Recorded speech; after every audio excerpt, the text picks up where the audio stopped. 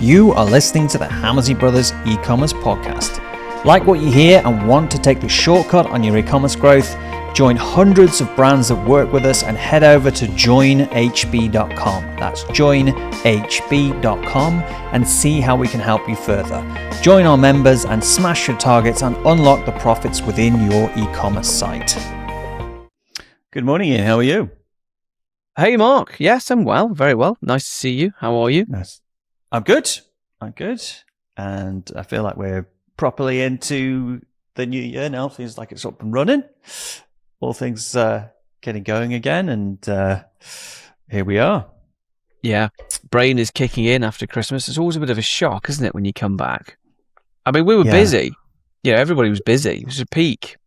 You know, we had some record months in December this year. Yeah, it's kind of weird because you're kind of like wanting to kind of have a break at the same time as most of the sites we run are actually the busiest. Like some of the busiest at the times. You do get that break. I'll say you do get that break, but like you get those Boxing Day sales. And the funny thing is like a lot of our clients are American now, and the Boxing Day doesn't even mean anything in America, so they don't have it. I think it's because they have the Thanksgiving beforehand, and I think if you had Boxing Day in the US, it would be like, what? Shut up. Too many sales. Whereas in the UK, it's just got Christmas, and then they have Boxing Day, and then they have New Year's Eve. January sales. Anyway, that's not what we're talking about today. Do you want to introduce the topic? Yeah. We're going to talk about the fastest ways that we, or you, have scaled to 10 million. So the fastest e-commerce businesses that we have run and been involved with, who've scaled to 10 million. And it's a journey of how it accelerated. So when we were first, because we've been doing this for a long time, and you know when we got our first e-commerce business to 10 million, it probably took us about 10 years, and now we're expecting to get them to 10 million in a couple of years, sometimes sooner, or we'll know we're never going to get that business to 10 million. That can't get to 10 million. You know a lot and sooner. Why? You know what it's going to be. You know it soon. Exactly. You know exactly. So it's that, in all times, when you look back and you realize how much you have learned along the way, and but you don't realize it. When we were younger, we thought we knew. We thought we knew it, but you look back and you realize, actually, we were way off. Until you've done a big number. It's a milestone, isn't it? It's like that, Roger Bannister running the 4-minute mile. Once you've done 1 million in a month, you expect to be doing 1 million a month. Whereas before that, doing 200 grand in a month, you're like, oh, that's a lot of money. And it becomes quicker because you expect the possibility of it being there. And I think that, if you look back where we were 10 years ago, I mean, obviously there weren't the tools available 10 years ago that there are now, and you didn't have the clarity and everything, and you had to build everything yourself. But still, there was a lot of the time where we kind of sat there thinking, well, the numbers look really good.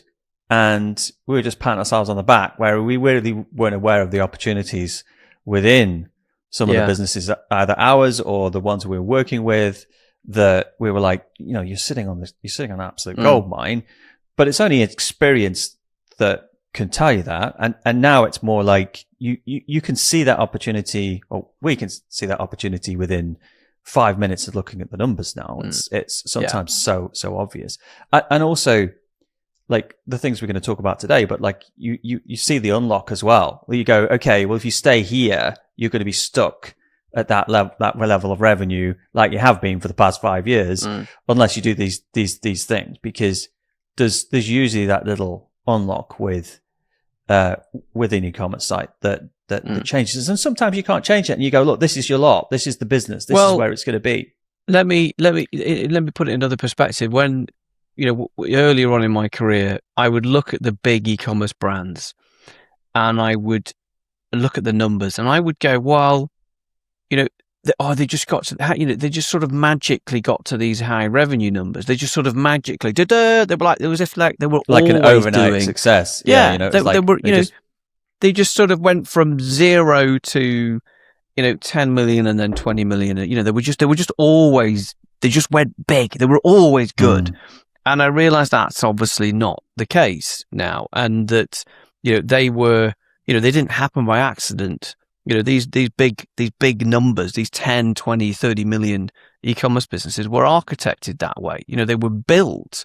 The numbers within them were architected to hit that overall number, and you can and you dissect it. You can see exactly how easy it was for them once they figured out what the internal architecture needed to be in order it was to hit the 10 million. I think that's probably the maturity of us and the model and the program that we run is knowing what the internal architecture needs to be in order to hit the 10 million.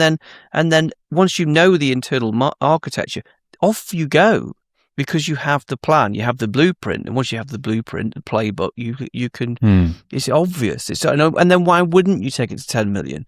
Because you can clearly see it. So I think we've become really good at recognizing the opportunity within, and which businesses we want to back. And I think this podcast is trying to unpack the blueprint of how we would get an e-commerce business to 10 million in the shortest possible time. So the first thing, I was just going to say, the first thing is right at the beginning, you have to pick a market that has the runway to do it. That's like fundamental. Like, you've got to have, like, take our bedding business. Like, bedding, everybody has a bed. Everybody wants to buy a pair of sheets. Everybody wants to, not a pair of sheets, but everybody wants some bedding, right? So there's a huge runway in that market.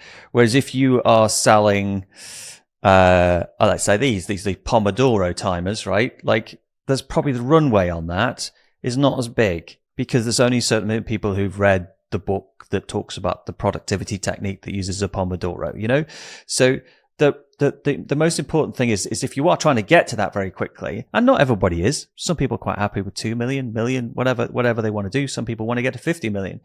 But the market you're in has to have the runway to actually achieve it. So that's the first thing we would look at. Yeah.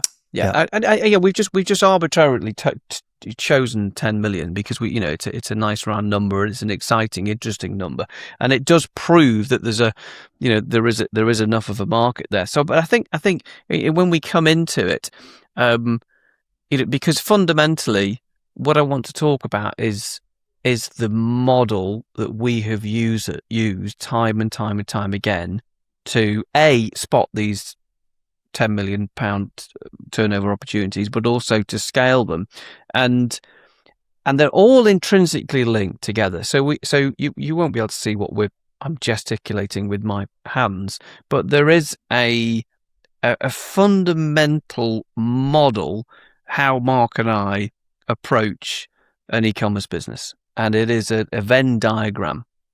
And it is a circle. Essentially, it's just 3 circles just going round in a continuous rotation.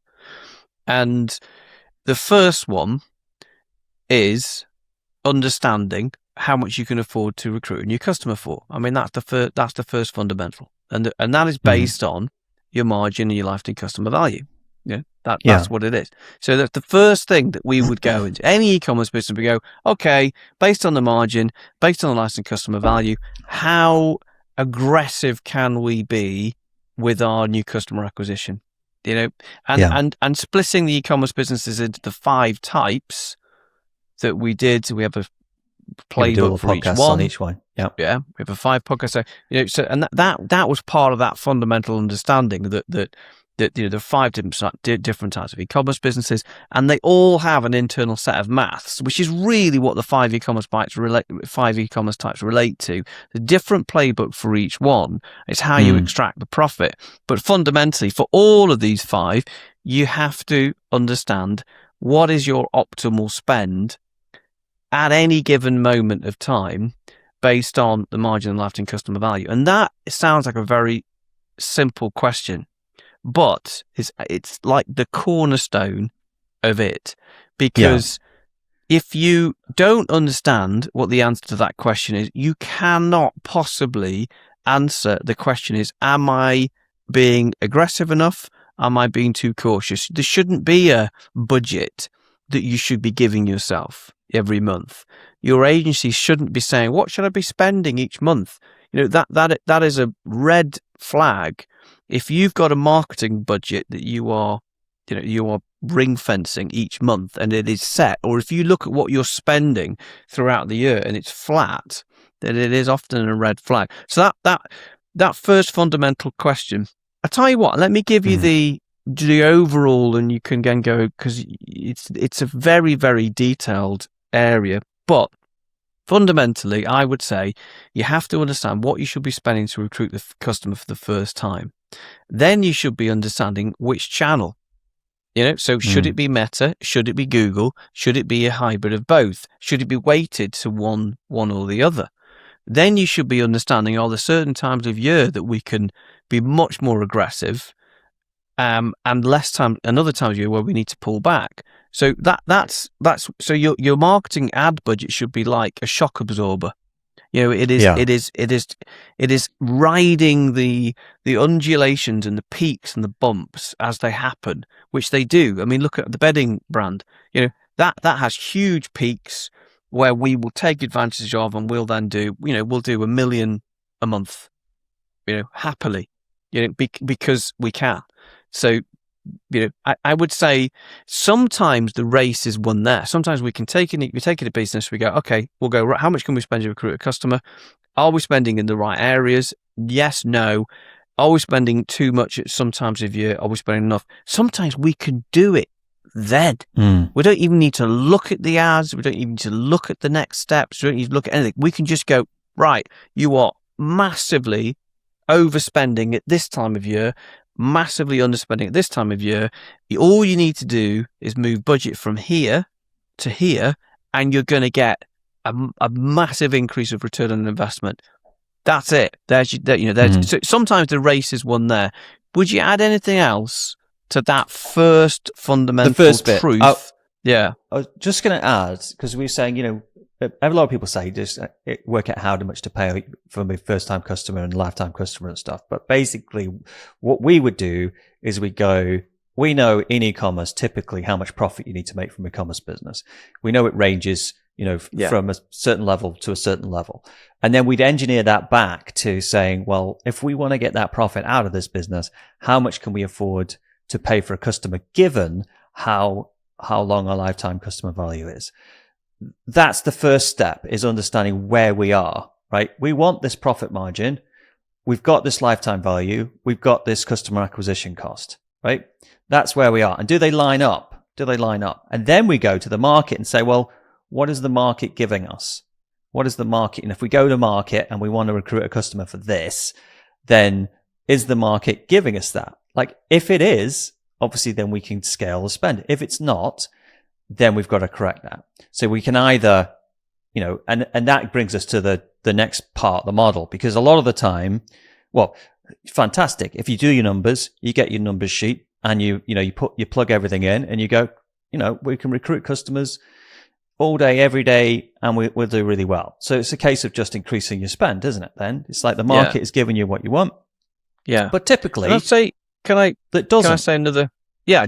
Often it doesn't. Yeah, and often, I think what you're about to say is often, the numbers will come out and they'll say, right, okay, you can recruit a new customer for, X. Let's say it's, 5 times new customer us, or a CAC, cost of acquisition of, £80.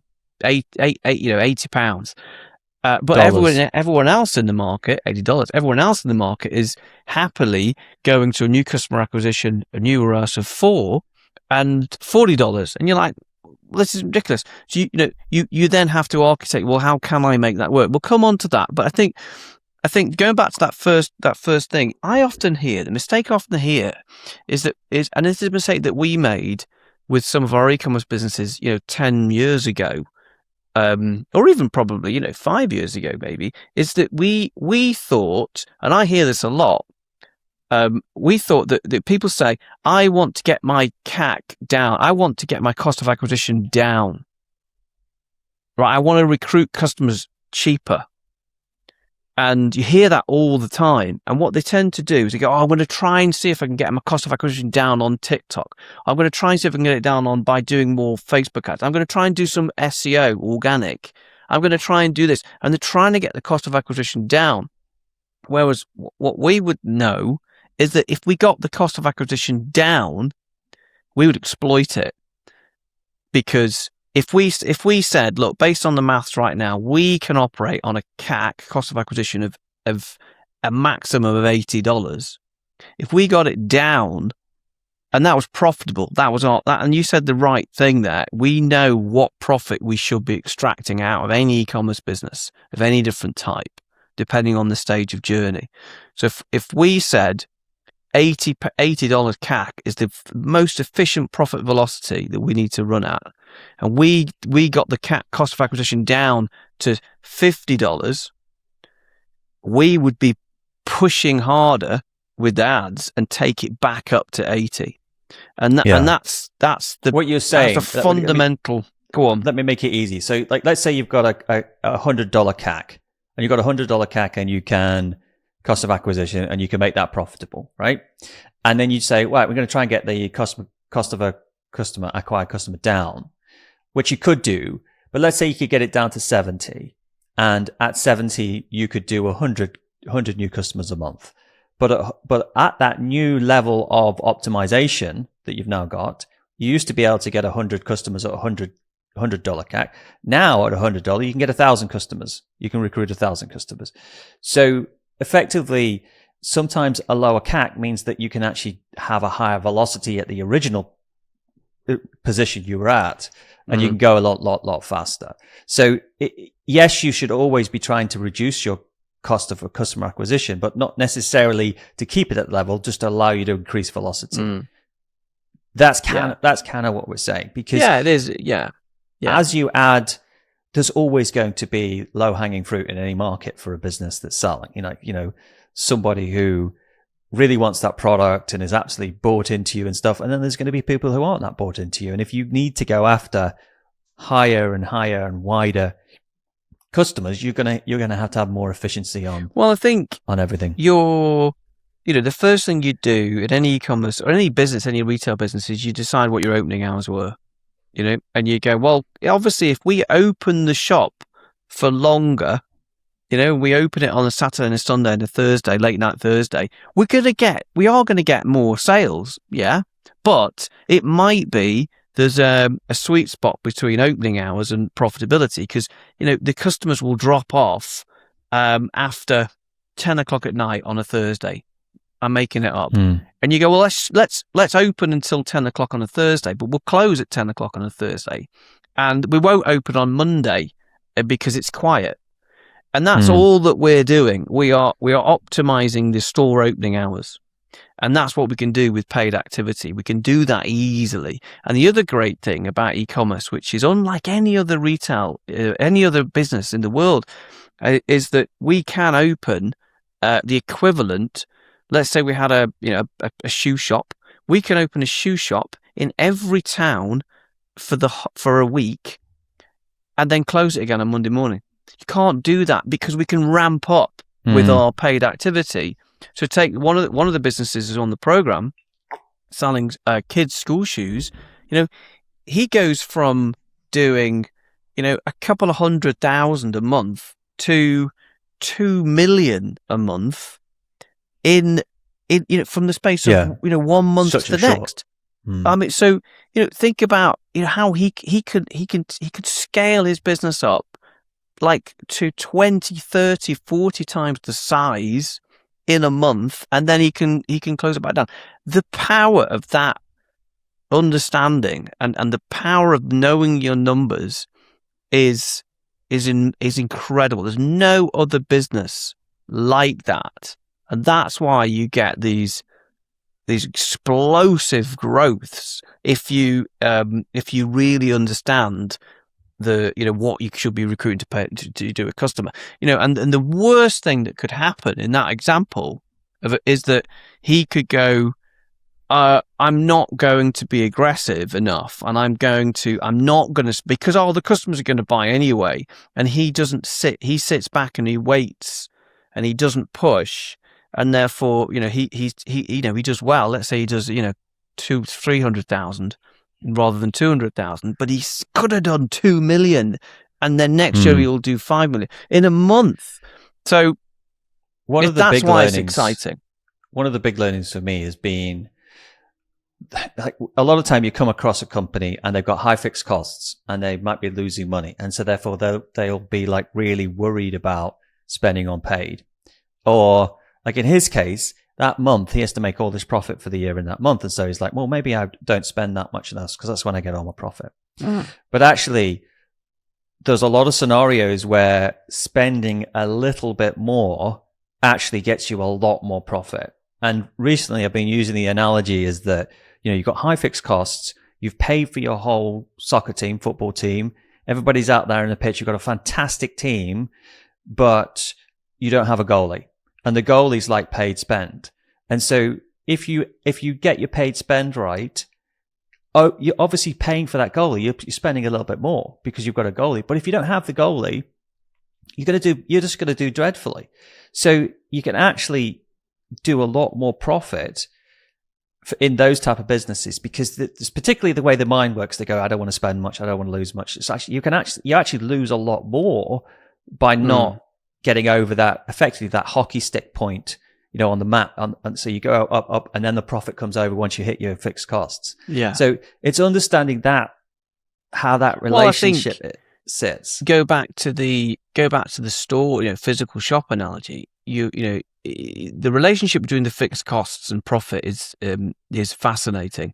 But if your fixed costs are quite high, one of the things that people do is they pull back on the things that they can do, and that often is the immediate variable cost, or the advertising costs. You're still left with your fixed costs. So that'd be like having a rent of a shop in the Trafford Centre. And it's 20,000, well, probably more, 100,000. Yeah, no matter when you're open, you still got to pay that, haven't you? Yeah, you still got to pay it. So you might as well go for it and just go and accelerate, and that's why the profit velocity comes in, which is what we do.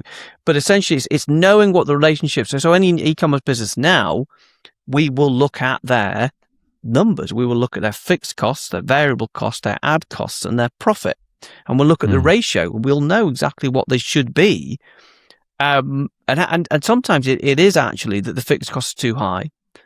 Sometimes that they're not spending enough on ads. Sometimes they're spending too much on ads.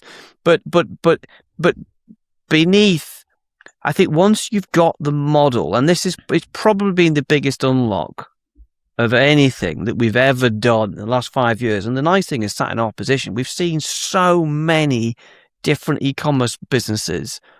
And neatly put them into these 5 types, but is once you understand what the numbers are now and where they need to be, and you reverse engineer it, and you say, well, what does a 10 million version of this business look like? What are the internal maths of the 10 million? What do they look like?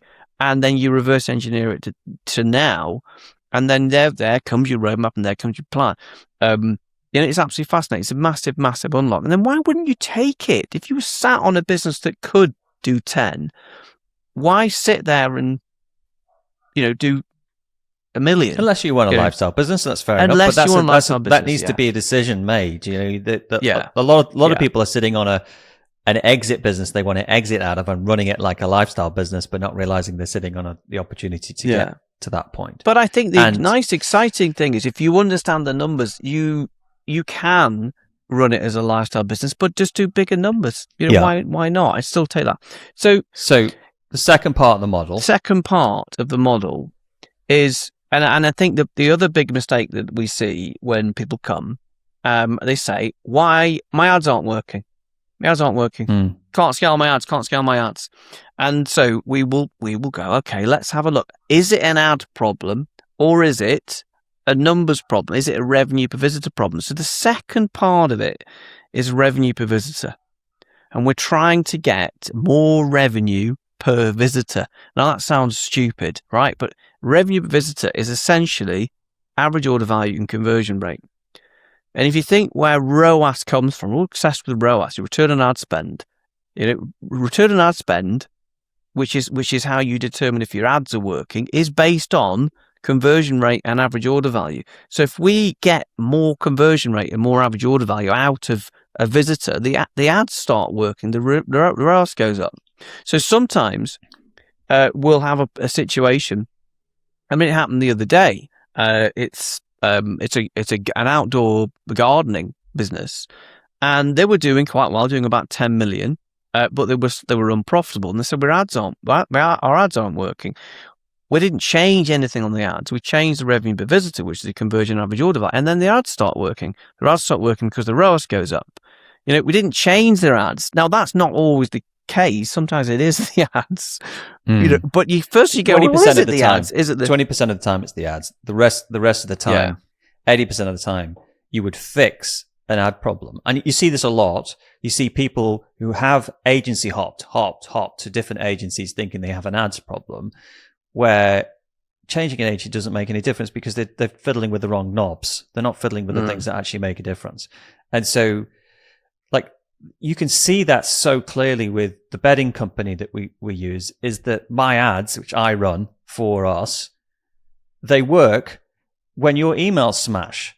When your emails smash, my ads work. And it's like, I'll be looking at it going, I hope Ian's bloody doing some big thing this weekend because I need him to pull me out of the hole that I'm in.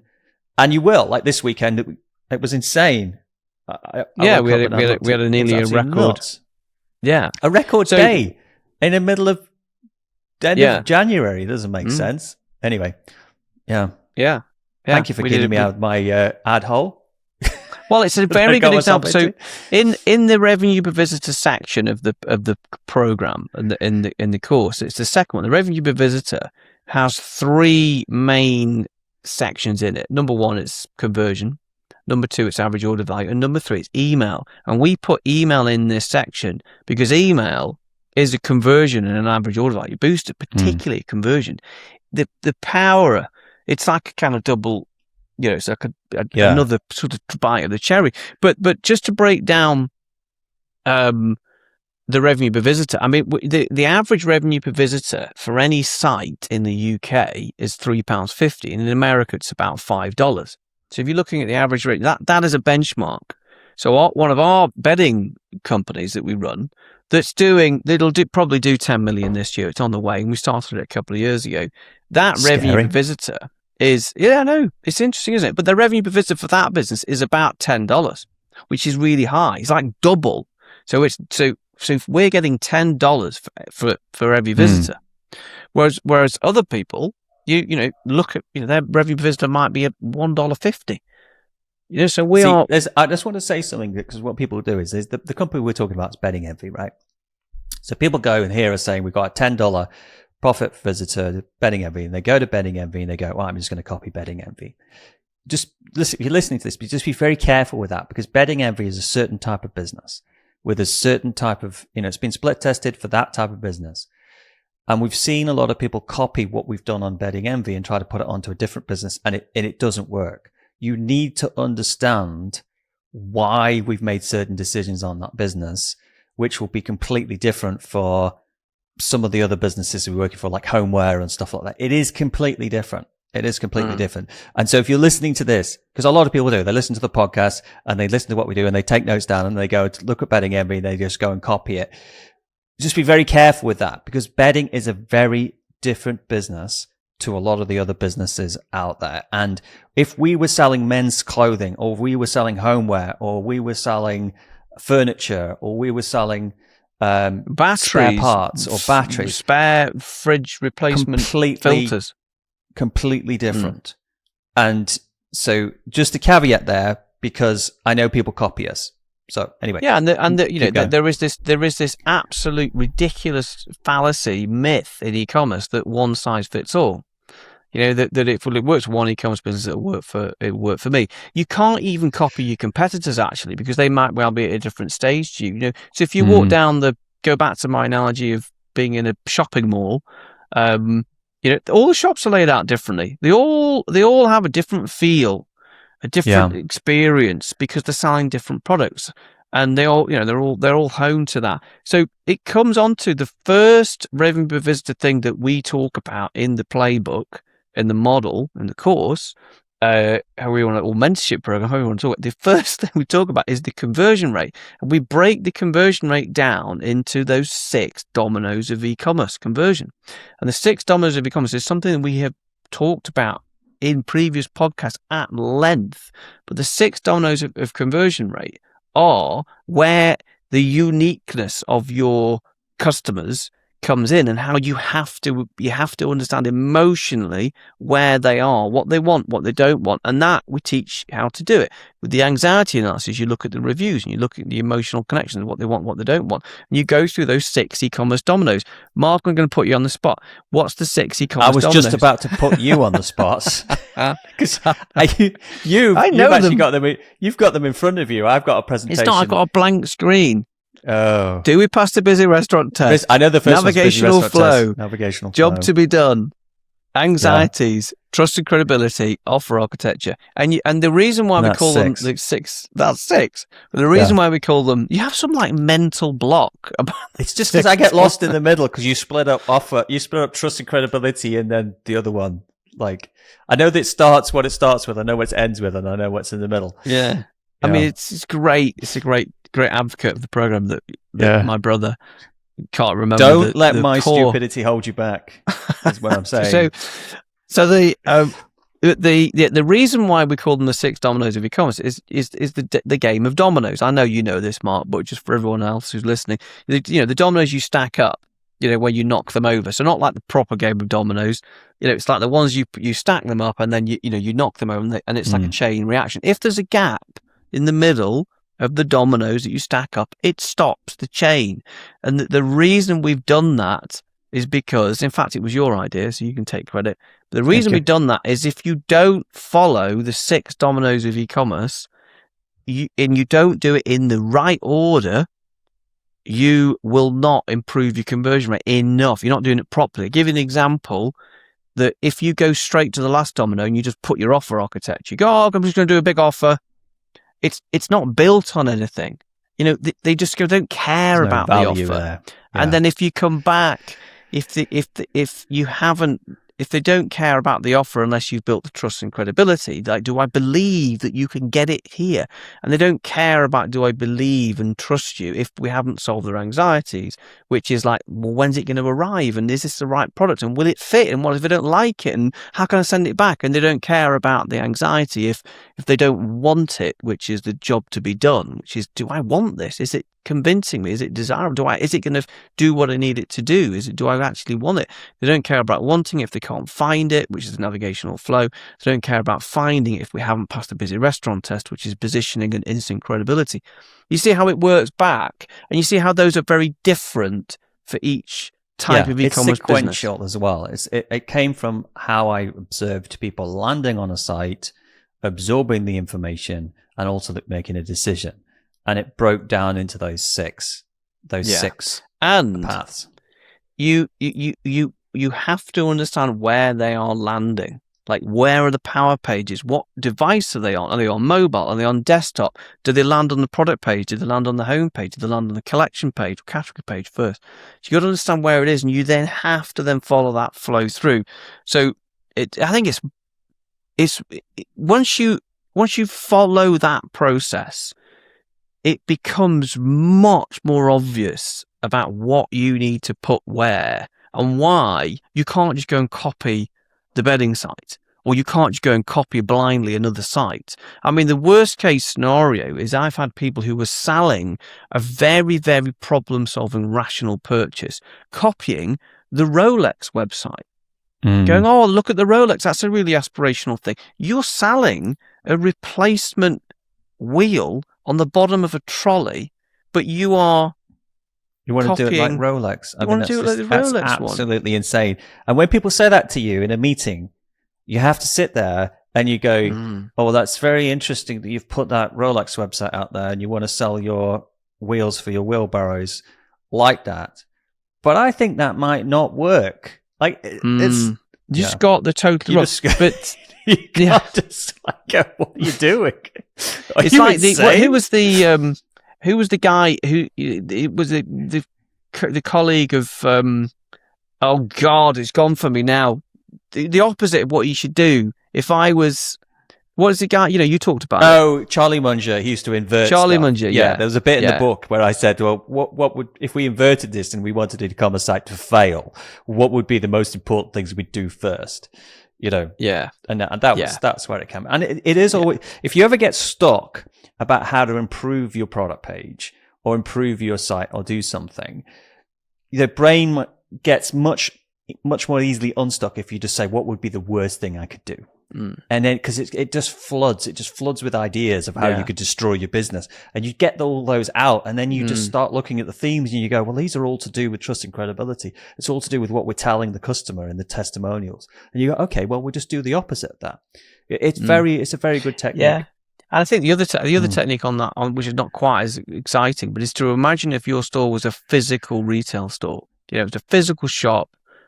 What would the experience be like? So if they were all, coming through the shop and then opening the door and then bouncing, running out, they'd be like, what the hell? Why are they coming? Or if they're going over to a certain aisle, picking up something, putting it in the basket, and then leaving the basket on the floor and then running out the shop, that would be an add to basket failure. They haven't got past. You're like, why? You have all these empty baskets all over the place. Like, what the hell's going on? Why are they all over there? Why are all empty baskets? Or why are there baskets by the till?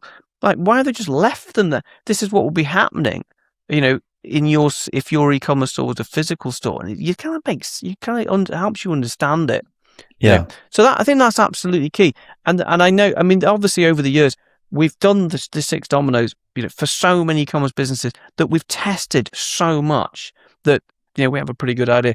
The second part of the revenue per visitor is the average order value. And that is, I think sometimes I look back, take the bedding brand that we've got, we got to a point probably last year where we couldn't spend any more, we couldn't spend any more on ads. We were at absolute, peak of what we could spend. And where the ROAS dipped below our target, the new customer ROAS and the overall ROAS and the CAC all went, beyond the target we were comfortable with. So we couldn't. So we had to get revenue per visitor up. The easiest way we did it was the average order value. We got like a 25% increase in average order value overnight. Now, to get a 25% increase of conversion rate, it's quite hard sometimes to do it. But if you get the average order value as well, then you just have this like, oh my God, the ROAS just went from like 2.5 or 250 to like 4. We were like, oh yeah, that's it. There's our runway. Boof. And that average order value was a big one. And if you understand, like there were only, it's often easier to get people who are already buying to buy a little bit more than to actually convince people who weren't going to buy. That's usually easier. And that helped our brand massively. And I think if you look back, it's the same thing with the menswear brand. The one we got to 10. That's easy. That's because you often look at what people buy. Men buy clothes. They buy the same jumper again. They want 2 navy blue jumpers. They want 2 pair of trousers. They buy the same stuff. So, but there's only 3 ways to get the average order value up. It's more items per order. It's more expensive products. Or it's a mixture of both. And we talk a lot about that. Look, somebody like Corny Seaweed, the value tree was quite instrumental in their growth. They're knocking on 20 million now. Same as health. I'm just thinking that we've been going for 38 minutes. I'm wondering whether, because we've still got part of the model to do. I don't want to rush the rest of it because I think it's important. Why don't we do the rest of it on next week's podcast? Because I think what we've covered today is quite a lot of information. And then I'm excited. I'd like to carry on, but I'm happy. Let's pause I think it. so, because I feel like I'm going to start rushing. So we've talked about numbers, we talked about optimal spend, we talked about half of revenue per visitor, and that's where we are. And we're 38 minutes in, and we've been doing 15-minute podcasts last week. So it's probably people listening to me like, sounds good. Bloody hell, what's happened? There is going on and on. So we'll cover the right hand side of the model next week, once hopefully maybe we split it in 15 minutes. This could be the second 15 minutes, couldn't it? And then we'll go that again. would involve editing, Ian, and we don't like editing. Indeed, but that's good. Okay. Awesome. Thanks, Mark. Awesome. Thanks, everyone. Thank you very much, guys. See you next week. Okay, bye.